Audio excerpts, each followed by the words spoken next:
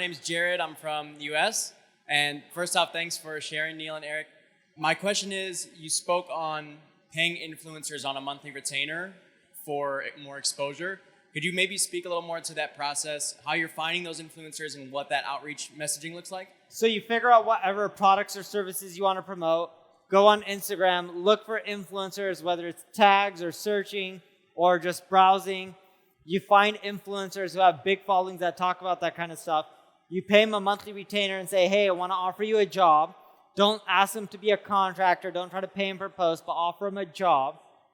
And say, we'd love to test it out for a month, and if it goes well, we can hire you. And what you do is you just pay them a flat fee, and part of their job is they have to go on social media and all their channels every day and promote the products and services that you want to push. Cool. And then the key is they don't just push the products, but the products they push, you ideally want to strike deals with that company where that influencer is also on the landing page that they're pushing people to. The conversion rates go up and the ROI is much better. Awesome, thank you. And on finding them, by the way, you can use SparkToro. So that's Rand Fishkin's tool. So have you heard of it, SparkToro? No? So SPARKTORO. So it's good for finding influencers. They'll show you influencers on Instagram, on YouTube, whatever. You can also use a tool called Mighty Scout. It has a dog on it. Those are two things that you can use. But everything he said plus the tools. Yep. Hi, my name is Divya, and we have a content writing agency from Jaipur, Rajasthan, India. So I just wanted to ask one question. So we started 5 years ago, and we have onboarded a lot of clients from the Indian market. But the challenge that we are facing is scaling the digital agency. So what do you think is the best method that can be used to scale and onboard clients from the Western countries? I wouldn't focus on the Western countries. India is a big market and it's booming. You guys are investing a lot in infrastructure. There's a lot of money there. I would just focus on building a big company within India. There's so many unicorns now in India. And why focus on the Western world where it's very competitive, where India needs more people or more companies like yours. And if you want to scale it up, go to events, meet people through networking. But the big thing is go hire people from the other agencies like the Web Chutneys and places like that. They've already scaled it up in India. So if you hire their managers, they already understand the systems and processes and they can help you scale it out much faster. Sadly, because the services base is always going to be very manual. And even though you want to scale it, it requires a lot of people and it won't ever be as efficient as you want. Neil, how big is your India division growing? I don't know. You don't know? Do you have an inkling is it like second fastest, third? Our India agency is our fastest growing international division. We are one of the outsourcing partners of your agency. Ah, that's good. I didn't know that. Thank you so much. But India is a booming market. Focus on India. Thank you. Thank you so much. It's here. Hey, Neil and Eric. So we are a business coaching company based out of India. We have more than 2,000 clients. We have more than 1,000 testimonials and 500 case studies. We're looking to go to other countries and get clients from there, like small and medium entrepreneurs. While we are heavy on performance marketing and organic in India, what is the best approach to take to go get clients from other countries like US and other places? Because we have very less exposure there. That was the same question. As a previous one? So you're saying how to get clients overseas and bring them clients overseas, because here we are scaling, we are pretty much sorted, but what we want to do is even work with other countries as well. How big are you guys in revenue? Revenue close to 85 to 90 crores in Indian revenue. I have no idea what that is. Now, what does that convert to millions? I would say somewhere around 12 to 13 million dollars. That's great. I wouldn't focus on the Western countries yet. You're still small for how big the India market is.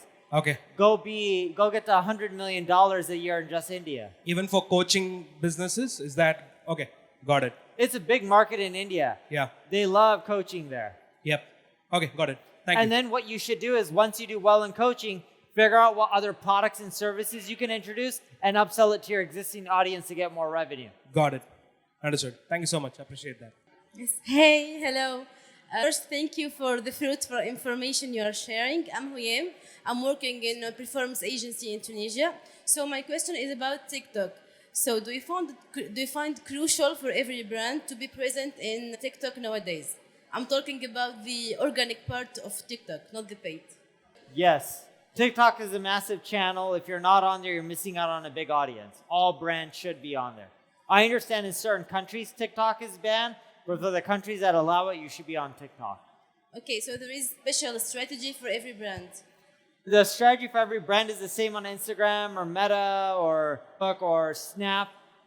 Take the content that you're posting on the other social platforms and add it to TikTok. You don't have to do anything unique for them. Yeah, I look at TikTok as you're actually doing three. You're doing Reels, Shorts, and TikToks, and they're all fighting and trying to kill each other right now. So you might as well take advantage of all. Yeah. That's true. Okay, thank you. Hi, my name is Dave. I'm from India as well. We also have a business coaching and mentoring business in India. And we are running the ads only on YouTube. Most of the traffic comes from YouTube. We're looking to see which are the best option. Influencer marketing is the best, podcast.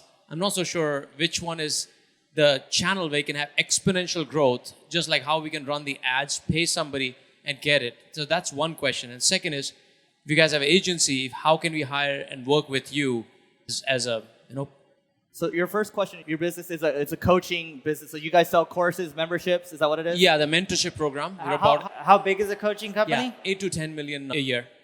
Okay, so the guy in the back asked the same thing. Yeah. There's probably a lot of other coaching businesses that make 8, 10, 15, 20 million. It's a big market. So it's not about what channel, whether it's YouTube or podcasting. To really scale to get a business to $1 million, $2 million, even $5 million, you can do it with one channel. What is the main channel you focus on right now? YouTube ads. Okay, YouTube. Do you do much on Facebook? We were, but because we got shut down. Okay, do you do much on Google or paid Google search ads? A little bit, not much. Yeah, so what you'll find is a lot of businesses grow to being decent size with just one channel. Yours is YouTube ads. To build a big company, you need to take an omni-channel approach. YouTube, Facebook, TikTok, Google search, Bing, podcast ads, affiliate marketing. You have to leverage all the channels. Some will drive a lot, some will drive a little, but it's a numbers game. You got to even try conferences. You got to try TV ads, radio ads. You got to try it all. It's not what you probably want to hear, but that's a reality. Here's the flip side to that too. So we have a mutual friend, Sav Evans. He scaled his business obviously to 36, right? But he spent 30 million mainly on YouTube and Facebook ads, right? So his program, I don't know if it's still there, but school.com, if you check it out, he has a guy. This guy's name is Brian. He runs a company called AdSpend. You should work with him because he focuses on working with people that have coaching businesses. And these are all people with big names. And I think they're all doing like 10, 20 million or so. So I think you should work with him because he's good with YouTube ads and he's good with Facebook ads too. Yeah, so Brian from adspend.com. Wonderful. Yeah. Tell him we sent you. Thank you. I'll do that. Yeah. Thank you. Hello. Here, Hi, Mr. Patel and Mr. Eric Siu. My question is that Mr. Patel said to many of the people that the market of India and Pakistan is very big and there are lots of people. You are right. If you just calculate the population of India, Pakistan, China and Bangladesh, so it's like half of the world. But Mr. Patel, my question is to you. People are not in a mood to spend money as the people in California or Hong Kong or any other part of the world. How would you address this pain point? I would really appreciate your detailed answer. Thank you so much. So we have an ad agency in India that deals with the India market. We have ad agency in Singapore and Germany and UK and Australia. So we see the different markets. People believe Indians are cheap, they're not going to spend money, or people from Pakistan are not in bad economies. We see them spending money. With our clients, we see them spending money the same way that someone in California does. We're not seeing much of a difference. But sir, the point is, sorry to interrupt, my point is people are trying to spend on Neil Patel or Mr. Eric, but not on a small business in... No, they are, because we work with small businesses and we see them spending on the small businesses are spending on Mr. Patel, but not on some small entrepreneur or a small... Let me rephrase. Sure. In India, we have clients who are small. Okay. We see them getting customers from other small business, like customers from random people in India, the population, are spending a lot of money on small businesses. Small businesses are the backbone of Pakistan and India and places like this. There is money. It's a wrong perception. The data when you look at the stats and the data that a lot of agencies and governments put out, people are spending money on these small businesses in India and Pakistan. So your point is that we should also invest in India and Pakistan, it's big market, or we should try to get to the Western markets? No. stick with India, Pakistan, and the countries you're in. It's a huge Thank you so opportunity. much. I appreciate it. By the way, we're getting a lot of the kind of same questions about the India market, right? If you guys look at your country, I think it has the most potential in the next decade, right? People might say, oh, China was the one, right? But now it's India's the next one, right? We talked about it yesterday. Like, we see a lot of potential. Like, the logos he's working with, small or big. I'm like, I wish I was in the Indian market. So yeah. Hi, good afternoon. Hi, Eric. Hi, Neil.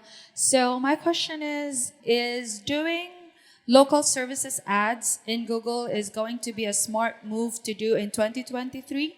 Yes? Go for it. So our niche, we do have a niche, which is a dental marketing. We are a dental marketing agency in the US. Now, with the booming different kind of marketing strategies around the US, and we are also looking forward to expanding in Europe, local services ads with Google approval and verification are getting hard as well. Is there any other way that we can do aside from doing LSAs for our clients or for our own brand as well? I have a friend that he sold his company called Pro Sites, and they focus on dental companies, right? I think what they did was they would make a lot of landing pages, like local landing pages, and they would just rank really well because they're not that competitive. So the ads will work for sure because you're capturing demand in that specific area.